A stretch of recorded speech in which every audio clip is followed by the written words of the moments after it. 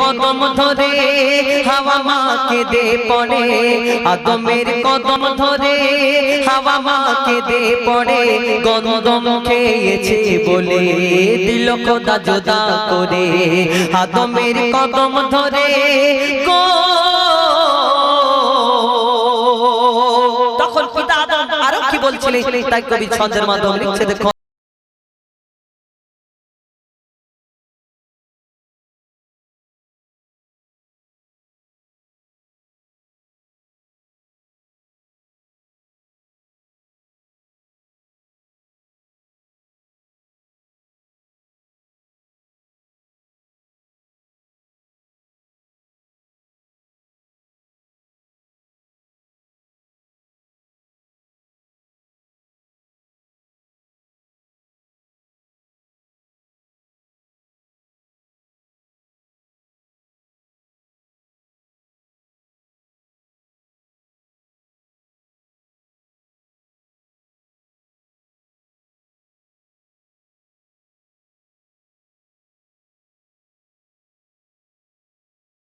ছেড়ে দুজনকে দুই কিনারে, দুজনকে দুই কিনারে, আদমের কদম ধরে গো। পিতা আদম 300 বছর সিজদায় পড়েছেন, আল্লাহর কাছে ক্ষমা চেয়েছিলেন, হে আল্লাহ ক্ষমা করে দিন। কিন্তু 300 বছর পিতা আদমকে ক্ষমা করলেন না আল্লাহ পাক রব্বুল আলামিন। তিনি সিজদা থেকে মাথা তুললেন, 300 বছর পর উপরে তাকালেন, আর সময় আল্লাহর দিকে তাকিয়ে দেখলেন, আর সময় আল্লাহ কি যেন একটা লেখা আছে, সেই লেখাটা দেখলেন, আবার সিজদায় পড়লেন, কিন্তু আল্লাহ পাক রব্বুল আলামিন তখন ক্ষমা করেছিলেন। 300 বছর যখন ক্ষমা করেননি, কিন্তু 300 বছর পর ওই 800 আল্লাহ কি এমন দেখলো যে আল্লাহ ক্ষমা করে দিল, ওই 800 আল্লাহ কি লেখা ছিল আর কেন ক্ষমা পেল, তাই কবি লিখছে দেখো।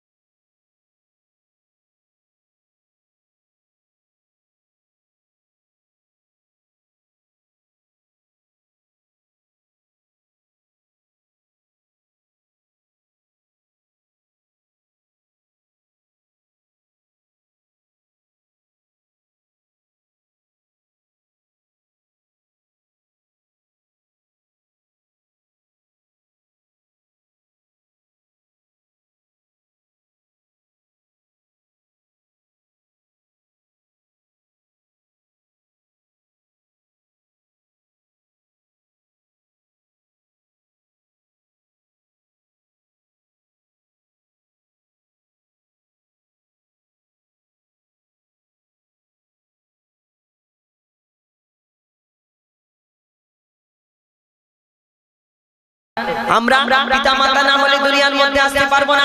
এখানে যত মানুষ আছে সবাইয়ের একটা জন্মদাতা পিতামাতা আছে, আর একটা পিতামাতা বেড়ে যায় বিয়ের পরে, আব্বাজি আম্মাজি একটা বাড়ে, তাই তো নাকি? আপনাদের দিকে কি হয় জানি না, আমাদের ওইদিকে খুব জোর হয়। বিয়ে হয়ে গেলে আব্বাজি আম্মাজি বাড়ে। বিয়ের আগে মা যদি একটা কথা বলে কানের গোড়ায় বলে বেশি খিটখিট করো না, আর বিয়ে হয়ে গেলে শাশুড়ি আম্মাজি আর শ্বশুর আব্বাজি যা বলবে প্রাণ হাজির। তাই কবি ছন্দের মাধ্যমে লিখছে, একটা জন্মদাতা পিতামাতা, একটা আব্বাজি আম্মাজি, এবং পিতা আদম আর মা হাওয়াকে আমরা পিতামাতা কেন বলে থাকি? আমাদের 4টে পিতামাতা, কিন্তু আমরা তানাকে পিতামাতা কেন বলি? তানারা তো আমাদের জন্ম দেয়নি, কিন্তু পিতা আদমকে পিতা বলি আর মা হাওয়াকে মা বলি। কেন বলি তাই শেষ কথাই কবি লিখছে দেখুন, বলছে আল্লাহ স্বয়ং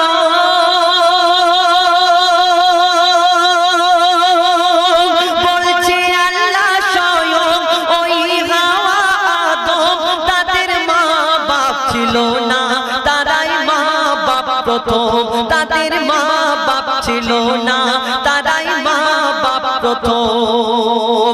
মা বাপের স্নেহ মায়া পাইনি আদম হাওয়া, তারা খাইনি মায়ের দুধ, পাইনি বাপের ছায়া, তারা খাইনি মায়ের দুধ, পাইনি বাপের ছায়া। ছিল না বাপ মা তাদের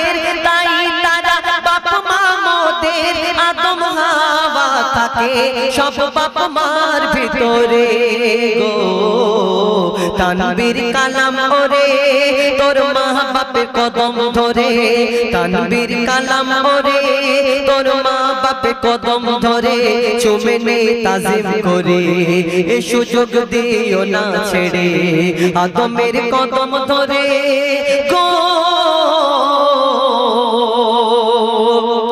ফরমাইশে কালাম কবি ছন্দের মাধ্যমে লিখছেন এই আমরা বর্তমান সমাজে আমরা এই পোশাক পরে নামাজ পড়তে যাই কেউ 5 ওয়াক্তে নামাজ পড়তে যায় কেউ সপ্তাহে একদিন জুম্মার নামাজ পড়তে যায় যখন আমরা রাস্তা দিয়ে হেঁটে যাই নামাজ পড়তে যদি আমাদের গায়ে কুকুরের লেজ লেগে যায় তাহলে আমরা কি করি ওই পোশাকটা পরে আর নামাজ পড়তে পারবো কি না পারবো না কেন কুকুর না পাক তাই কুকুরের গায়ে লেজ লেগে গেলে আমরা মনে করি ওই পোশাকটা না পাক তাই আমরা বাড়িতে যাই আবার সেই পোশাকটা চেঞ্জ করে আবার মসজিদে নামাজ পড়তে যাই কেন কুকুর না পাক তাই আমার পোশাক না পাক হয়ে গেছে কিন্তু কুকুর যদি না পাক হয় একটা কুকুর আবার জান্নাতে যাবে না পাক আবার জান্নাতে কি করে যাবে কোরআন শরীফের মধ্যে আল্লাহ পাক ওই আসহাবে কাহাবের ঘটনা উল্লেখ করেছেন একটা কুকুর জান্নাতে যাবে সেই কোন কুকুর জান্নাতে যাবে কবি ছন্দের মাধ্যমে লিখছেন এবং এই দুনিয়ার মধ্যে এখন বর্তমান সমাজে পশ্চিম বাংলায়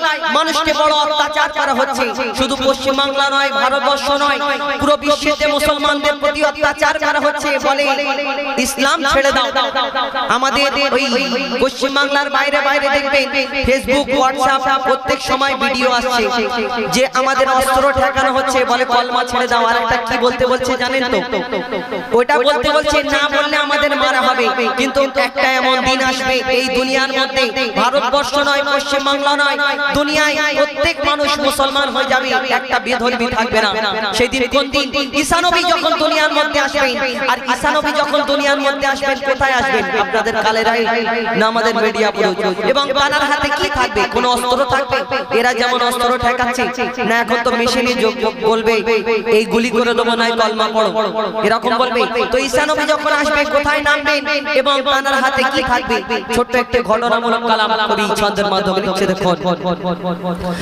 শোন শোন ওরে মন এ জীবন কতক্ষণ কিছুক্ষণ পরে তোর কাফন দাফন শোন শোন ওরে মন এ জীবন কতক্ষণ কিছুক্ষণ পরে তোর কাফন দাফন মালিকুল মউত হবে হাজির এখন দেহ ছেড়ে রূহ উড়ে যাবে রে তখন আহা শোন শোন ওরে মন এ জীবন কতক্ষণ কিছুক্ষণ পরে তোর কাফন দাফন মালিকুল মউত হবে হাজির এখন দেহ ছেড়ে রূহ উড়ে যাবে রে তখন আহা শোন শোন ওরে মন দুনিয়ায় কেউ চিরকাল থাকেনি থাকবে না তাই কই দিচ্ছে দেখুন মায়া ভরা এই দুনিয়াতে কে ছিল চিরকাল হায়াতে কে ছিল চিরকাল হায়াতে নবী হোক আর বাদশা উজির বিদায় নিয়েছে খালি হাতে সব বিদায় নিয়েছে খালি হাতে নেকি গোনা আর পাওনা দেনা খালি হাতে মনে করে আমরা এমনি খালি হাতে চলে যাব না তুমি দুনিয়ায় এই দোকানে খেয়ে বড় বিল করে দিলে অন্য দোকানে চলে গেলে একজনের জমির আল কেটে একটু বাড়িয়ে নিলে এই খালি হাতে যাবে গুণ তোমার সঙ্গে যাবে আর যখন কবরে যাবে তাই কবি লিখছেন নেকি গোনা আর পাওনা দেনা নেকি গোনা আর পাওনা দেনা যাবে শুধু তোমার সাথে কবরে আধারে ঘুমাবে যখন মানকির নেকির সে ডাকবে তখন কবরে আধারে ঘুমাবে যখন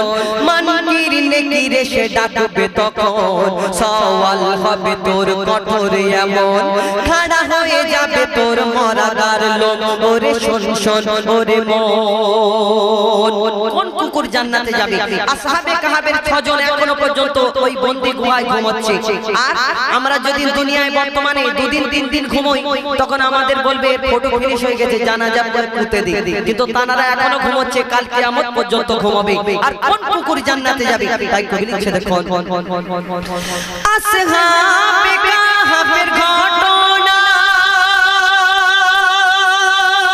কে গো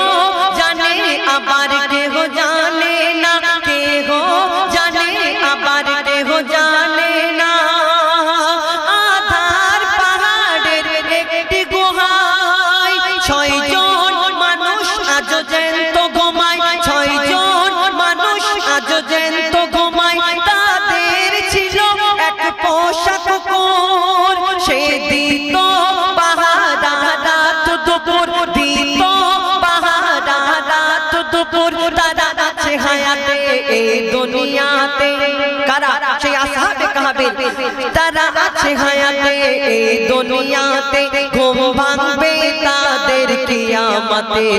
নির্জন নিঝুম নিরালা গুহায় 6 জন একসাথে আরামে ঘুমায়।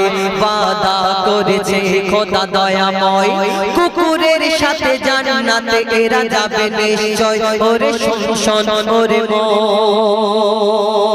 শেষ কথা, ঈসা নবী যখন আসবেন তার হাতে কি থাকবে না, তিনি কোথায় নামবেন? তাই কবি লিখছে দেখুন, চৌথা আকাশে ঈসা নবী হায়াতে আছেন তিনি জানি সবই, হায়াতে আছেন তিনি জানি সবই। আসবেন তিনি আবার এই ধরাতে, আর নামবে কোথায়? নামবেন নামবেন মসজিদে আকসাতে, নামবেন মসজিদে আকসাতে। করবেন তিনি ইসলাম প্রচার, শেষ হবে বেদিনদের অত্যাচার, শেষ হবে বেদিনদের অত্যাচার। না তীর থাকবে না থাকবে তলোয়ার, তবে কি থাকবে? না তীর থাকবে না থাকবে তলোয়ার, না তীর থাকবে না থাকবে তলোয়ার। কোরআন হবে তার হাতে আর, কোরআন হবে তার হাতে আর। হিন্দু ইহুদি বৌদ্ধ খ্রিস্টান দলে দলে হয়ে যাবে মুসলমান। হিন্দু ইহুদি বৌদ্ধ খ্রিস্টান দলে দলে হয়ে যাবে মুসলমান। আল্লাহ দেবে তার এত সম্মান, কার? সেই ঈসা নবী।